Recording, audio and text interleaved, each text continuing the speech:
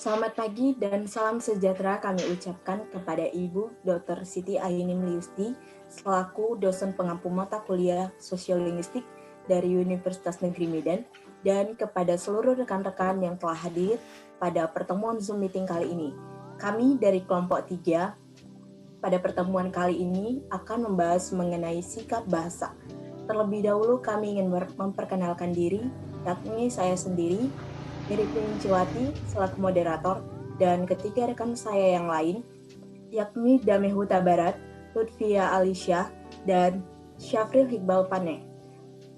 Adapun sub-subbab yang akan kita bahas pada pertemuan kali ini mengenai sikap bahasa, yakni yang pertama diantaranya mengenai hakikat sikap dan pengertian sikap bahasa, yang kedua, ciri-ciri sikap bahasa, yang ketiga, jenis-jenis sikap bahasa, dan yang keempat, pengukuran bahasa. Untuk mempersingkat waktu, kita akan masuk kepada pembahasan yang pertama, yakni mengenai hakikat sikap dan pengertian sikap bahasa. Sebelum masuk kepada pembahasan materi yang pertama tadi, kita akan membahas mengenai latar belakang, di mana latar belakang berisi sikap bahasa merupakan sebagian dari sosiolinguistik yang mengkaji tentang bahasa. Kebebasan memilih dan menggunakan suatu bahasa bukanlah berarti kebebasan mutlak. Seseorang yang menggunakan suatu bahasa sangat mempengaruhi bahasa yang digunakannya dalam kehidupan sehari-hari. Secara nasional, kedudukan bahasa Indonesia adalah tingkat pertama, bahasa daerah pada tingkat kedua, dan bahasa asing pada tingkat ketiga. Namun, dilihat dari segi emosional, keakraban, dan perolehan, bahasa daerah menduduki peringkat pertama, bahasa Indonesia peringkat kedua, dan bahasa asing pada peringkat ketiga. Sikap terhadap ketiga bahasa itu pun tidak ditentukan oleh urutan berdasarkan segi nasional, melainkan berdasarkan segi emosional, keakraban, dan perolehan atau penggunaan bahasa tersebut. Pada makalah berikut juga terdapat beberapa rumusan masalah. Yang pertama, bagaimana hakikat pengertian sikap bahasa. Yang kedua, bagaimana ciri dan jenis sikap bahasa. Dan yang terakhir, bagaimana pengukuran bahasa. Baiklah, kita akan masuk kepada pembahasan materi yang pertama, yakni membahas mengenai hakikat dan pengertian sikap bahasa.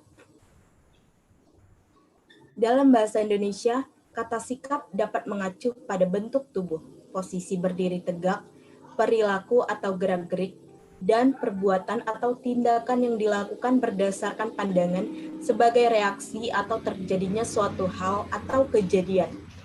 Triandis 1971 berpendapat bahwa sikap adalah kesiapan bereaksi terhadap suatu keadaan atau kejadian yang dihadapi. Sedangkan menurut Lambert, menyatakan bahwa sikap itu terdiri dari 3 komponen, yaitu komponen kognitif, komponen efektif, dan komponen konatif. Komponen kognitif berhubungan dengan pengetahuan mengenai alam sekitar dan gagasan berbentuk kategori dalam proses berpikir. Sedangkan komponen efektif menyangkut masalah penilaian baik suka atau tidak suka terhadap suatu keadaan. Sementara komponen konatif menyangkut perilaku atau perbuatan sebagai putusan akhir kesiapan reaktif terhadap suatu keadaan. Ketiga komponen tersebut umumnya memiliki hubungan erat. Anderson 1974 membedakan adanya dua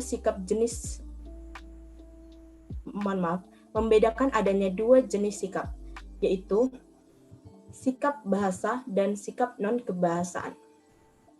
Seperti sikap politik, sikap estetis, dan lain-lain. Kedua sifat ini terbagi atas kepercayaan-kepercayaan, diantaranya kepercayaan tentang bahasa, sejalan dengan pandangan Cooper dan Fishman. Lebih lanjut, ia menjelaskan bahwa sikap bahasa adalah tata kepercayaan yang berhubungan dengan bahasa yang secara relatif berlangsung lama, mengenai suatu objek bahasa yang memberikan kecenderungan kepada seseorang untuk bertindak dengan cara tertentu yang disukainya. Berdasarkan uraian itu, maka dapat disimpulkan bahwa Sikap bahasa adalah tata keyakinan yang relatif, berjangka panjang mengenai bahasa dan objek-objek bahasa tertentu yang memberikan kecenderungan kepada seseorang untuk bereaksi dengan cara tertentu yang disenanginya. Keadaan dan proses terbentuknya sikap bahasa tidak jauh dari keadaan dan proses terbentuknya sikap pada umumnya.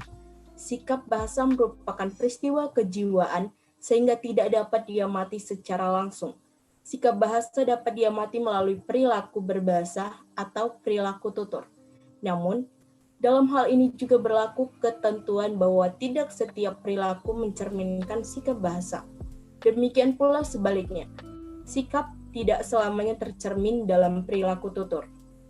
Dibedakannya antara bahasa dan tutur, menurut D. Saussure, maka ketidaklangsungan hubungan antara sikap bahasa dan perilaku tutur makin menjadi jelas lagi. Sikap bahasa cenderung mengacu kepada bahasa sebagai sistem, sedangkan perilaku tutur cenderung merujuk kepada pemakaian bahasa secara konkret. Rusiana menyatakan bahwa sikap bahasa dari seorang pemakai bahasa atau masyarakat bahasa, baik yang dwibahasawan maupun multibahasawan, akan berwujud perasaan bangga atau mengejek, menolak, atau sekaligus menerima suatu bahasa tertentu atau masyarakat pemakai bahasa tertentu, baik terhadap bahasa yang dikuasainya oleh setiap individu maupun oleh anggota masyarakat. Hal itu ada hubungannya dengan status bahasa dalam masyarakat, termasuk di dalamnya status politik dan ekonomi. Demikian dapat saya sampaikan. Terima kasih.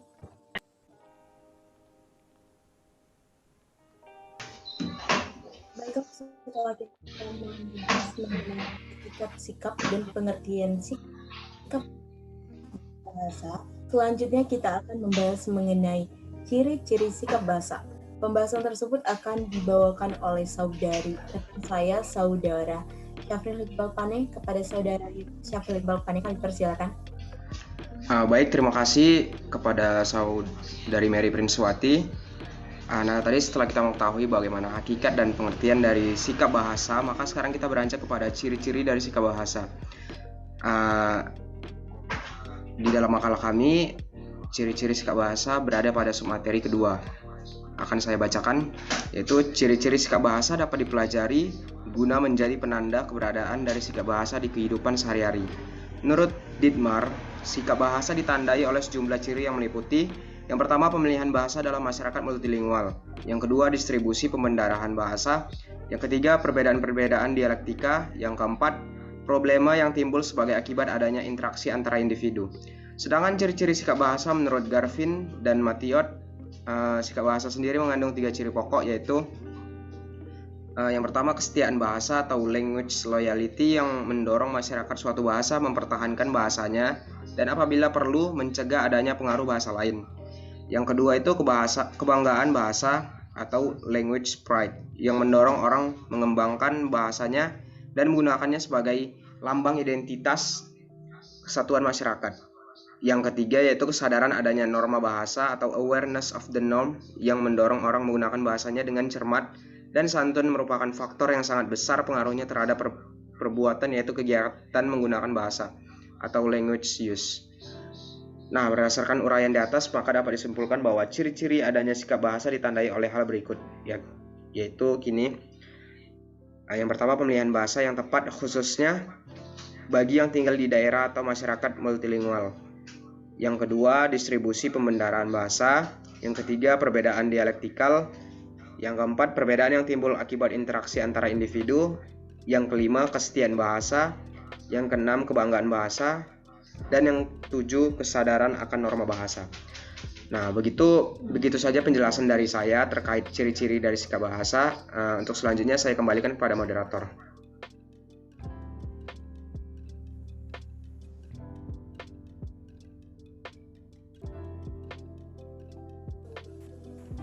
Baik, terima kasih kepada rekan saya, saudara Syafril Iqbal Pane, yang telah membahas mengenai ciri-ciri sikap bahasa.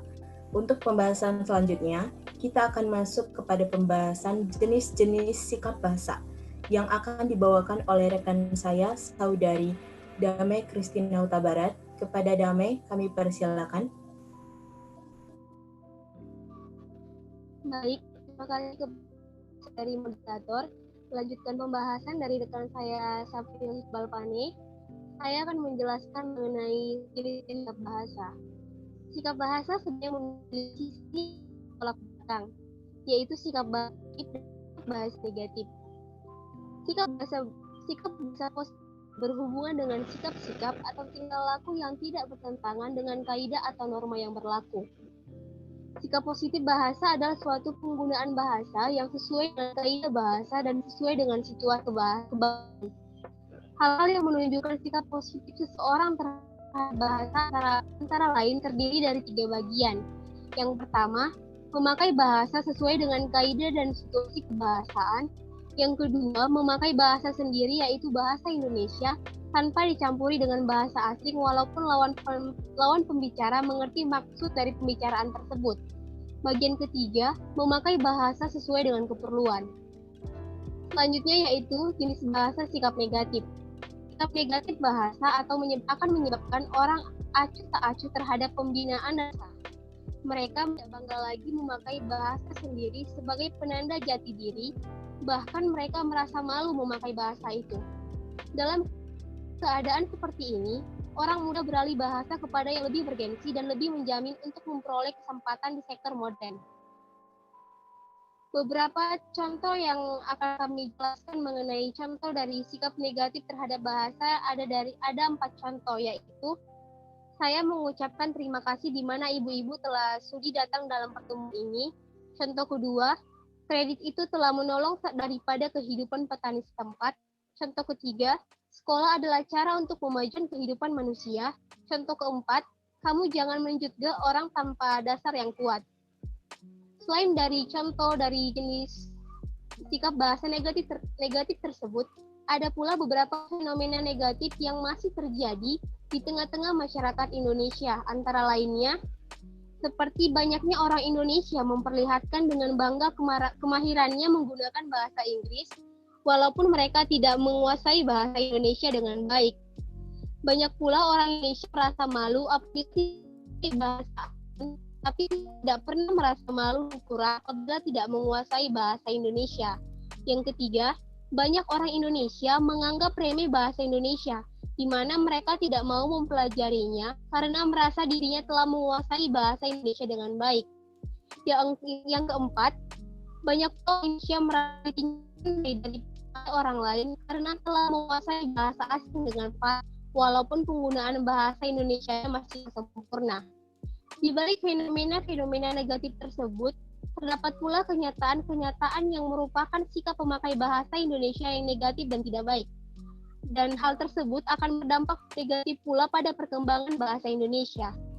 Ada pun beberapa aspek yang timbul dari kenyataan fenomena tersebut, terdiri dari 3 bagian. Yang pertama, banyak orang Indonesia lebih suka menggunakan kata-kata, istilah-istilah, dan ungkapan asing. Kedua, kata-kata, istilah, dan ungkapan-ungkapan tersebut sudah ada padanannya dalam bahasa Indonesia. Yang kedua, banyak orang Indonesia menghargai bahasa asing secara berlebihan, sehingga ditemukan kata-kata dan istilah asing yang sangat amat asing, atau terlalu asing dan bahkan hiper asing.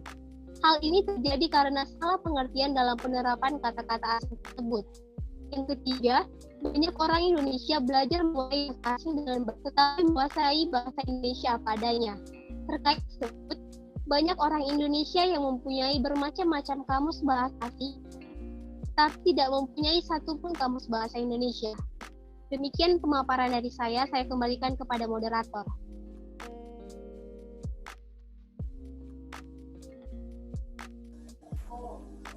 Baik, terima kasih kepada rekan saya, Saudari Damai Huta Barat, yang telah membahas mengenai jenis-jenis sikap bahasa. Untuk pembahasan terakhir, kita akan masuk mengenai pembahasan pengukuran bahasa. Pembahasan tersebut akan dibawakan oleh Saudari Lutfia Alisha.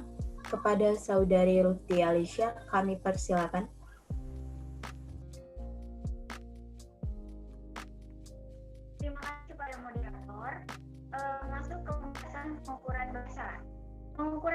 bahasa merupakan suatu hal yang sangat abstrak dan harus sangat berhati-hati dalam menentukan sikap berbahasa seseorang, berdialek, ataupun beraksen apapun. Pengukuran sikap bahasa harus memerlukan instrumen yang baik. Triandis dalam bukunya yang berjudul Mar'at yang dirilis pada tahun 1984 di halaman 75 menyatakan bahwa instrumen pengukuran bahasa yang baik adalah pertama, verbal statement of affect atau pernyataan verbal dan fact. Kedua, verbal statement of belief atau pernyataan verbal verb. Tiga, verbal statement concerning behavior atau pernyataan berhubungan dengan tingkah laku. Berdasarkan kriteria instrumen di atas, untuk mengukur sikap penutur suatu bahasa dengan beraksen, misal bahasa Gorontalo, Jawa, Sunda, dapat dilakukan melalui seperangkat pernyataan berupa pendapat tentang objek itu. Pernyataan pendapat terhadap objek itu dapat terungkap dengan menggunakan kata sifat yang dapat dipadankan dengan lawan dari kata sifat itu. Sekian pembahasan dari saya kembalikan kepada moderator. Terima kasih. Baiklah, demikian pembahasan mengenai hakikat sikap dan pengertian sikap bahasa, ciri-ciri sikap bahasa, jenis-jenis sikap bahasa, dan pengukuran bahasa yang telah disampaikan oleh rekan-rekan saya sebelumnya. Nah, berdasarkan pembahasan tersebut, maka kami mengambil kesimpulan yang telah kami rangkum pada makalah. Demikian saya akan kembali bacakan, di mana kesimpulan berisi, sikap bahasa adalah tata keyakinan yang relatif berjangka panjang mengenai bahasa dan objek bahasa tertentu, yang memberikan kecenderungan kepada seseorang untuk bereaksi dengan cara tertentu yang disenanginya. Keadaan dan proses terbentuknya sikap bahasa tidak jauh dari keadaan proses terbentuknya sikap pada umumnya. Sebagaimana halnya dengan sikap, maka sikap bahasa juga merupakan peristiwa kejiwaan sehingga tidak dapat diamati secara langsung. Sikap bahasa dapat diamati melalui perilaku berbahasa atau perilaku tutur. Namun, dalam hal ini juga berlaku ketentuan bahwa tidak setiap perilaku tutur mencerminkan sikap bahasa. Demikian pula sebaliknya, sikap bahasa tidak selamanya tercermin dalam perilaku tutur. Ciri-ciri adanya sikap bahasa ditandai oleh hal-hal berikut. Yang pertama, pemilihan bahasa yang tepat, khususnya bagi yang tinggal di daerah atau masyarakat multilingual. Yang kedua, distribusi perbendaharaan bahasa. Yang ketiga, perbedaan dialektikal. Yang keempat, perbedaan yang timbul akibat interaksi antar individu. Yang selanjutnya, kesetiaan bahasa. Selanjutnya, kebanggaan bahasa. Dan yang terakhir, kesadaran akan norma bahasa. Seperti sikap pada umumnya, bahwa bahasa selalu memiliki dua sisi. Sikap bahasa juga memiliki dua sisi yang saling bertolak belakang, yaitu sikap bahasa positif dan sikap bahasa negatif. Sikap bahasa negatif tentu saja berhubungan dengan sikap-sikap atau tingkah laku yang bertentangan dengan kaidah atau norma yang berlaku. Sementara sikap positif bahasa adalah penggunaan bahasa sesuai dengan kaidah bahasa dan sesuai dengan situasi kebahasaan. Demikian pembahasan mengenai sikap bahasa yang dapat kami sampaikan. Kami dari kelompok 3 mengucapkan banyak terima kasih kepada partisipan yang telah hadir untuk mendengarkan penjelasan mengenai materi yang kami sampaikan sebelumnya. Demikian pembahasan yang dapat kami sampaikan. Kami dari kelompok 3 mengucapkan banyak terima kasih. Sampai jumpa dan selamat pagi.